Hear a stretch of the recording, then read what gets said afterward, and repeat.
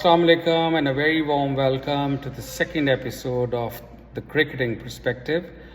आज हम बात करेंगे एशिया कप की और एशिया कप जो कि स्टार्ट होने जा रहा है ट्यूसडे 9th of September 2025 और इस टूर्नामेंट में जो है बेहतरीन क्रिकेट देखने को मिलेगी और हमारे पास जो ग्रुप्स हैं उसमें ग्रुप ए में यूएई, पाकिस्तान, ओमान और इंडिया की टीम्स शामिल हैं और ग्रुप बी में श्रीलंका, बांग्लादेश, हांगकांग और अफ़गानिस्तान है।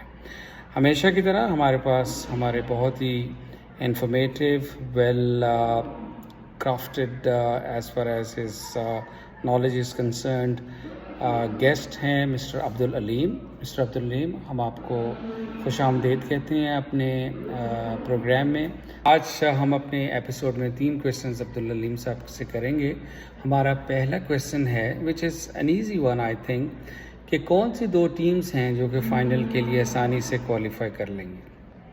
T20 फॉर्मेट एक ऐसा फॉर्मेट है जिसमें फाइनलिस्ट प्रेडिक्ट करना बड़ा मुश्किल है, लेकिन ऑन पेपर जो हाल ही में टीमों का फॉर्म रहा है और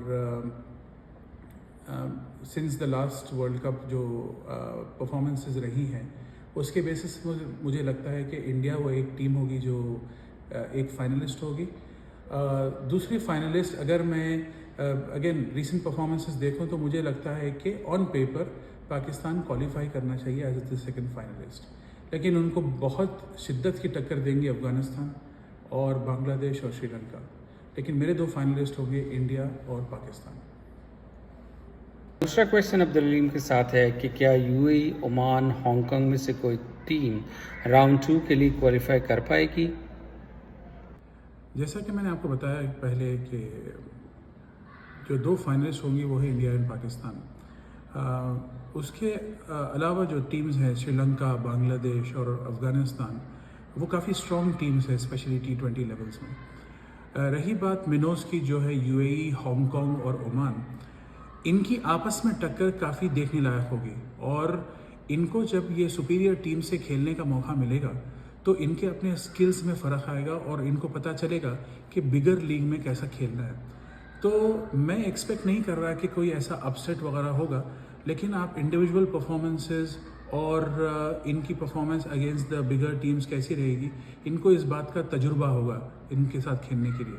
तो ऑल इन ऑल मुझे नहीं लगता कि कोई अपसेट होगा, लेकिन इनके लर्निंग कर्व के लिए ये बहुत ही बेहतर एक्सपीरियंस है।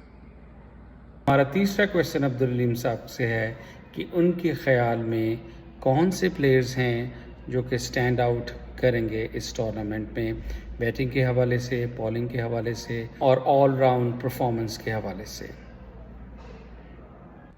मुझे ऐसा लगता है कि कुछ नामी परफॉर्मर्स जो प्लेयर्स हैं जिन्होंने हर कंडीशन में परफॉर्म किया है वो प्लेयर्स ही दोबारा परफॉर्म करेंगे।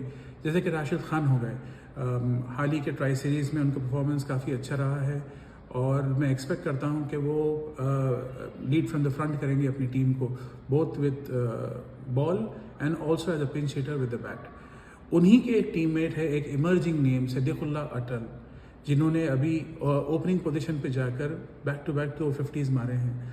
तो मुझे ऐसा लगता है कि क्योंकि कंडीशंस का जायज़ा उन्होंने ले लिया है, उनकी भी बैटिंग रंग लाएगी इस टूर्नामेंट में। प्रूवन परफॉर्मर्स इंडियन टीम से जैसे कि जसप्रीत बुमराह हैं, उनको कंडीशंस की ज़रूरत ही नहीं है और मुझे ऐसा लगता है कि वो डेफिनेटली अच्छा परफॉर्म करेंगे। और साथ ही साथ स्काई सूर्य कुमार यादव, वो एक प्रूवन T20 परफॉर्मर हैं और अपनी टीम के कैप्टन हैं एंड आई एम श्योर कि वो he will lead from the front.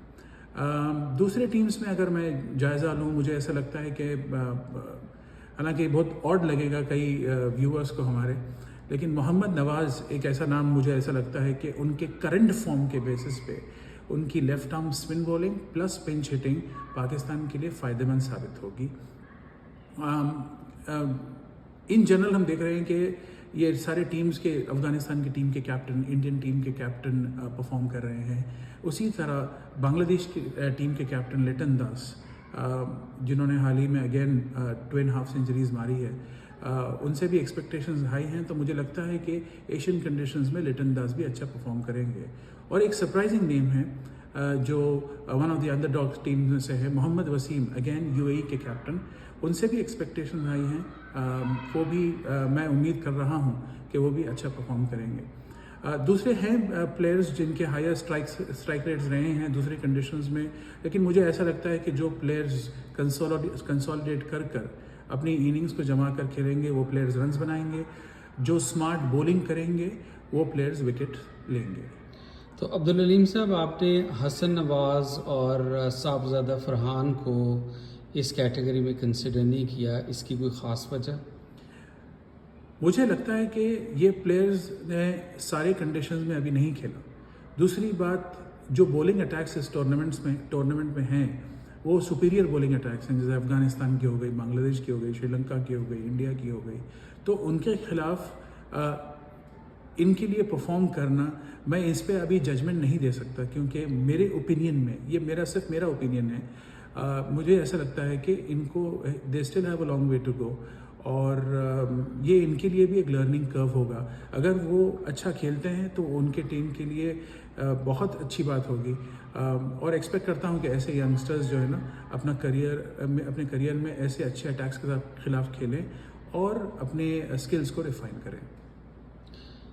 Thank you very much mister Abdul Aleem, आपसे बात करके हमेशा हमें क्रिकेटिंग जो इन्फॉर्मेशन है उसमें इजाफा होता है, और इंशाल्लाह ताला हम आपको दोबारा भी इनवाइट करेंगे। दोस्तों, उम्मीद है आपको हमारा सेकंड एपिसोड पसंद आया होगा। अपनी राय का इज़हार ज़रूर कीजिएगा।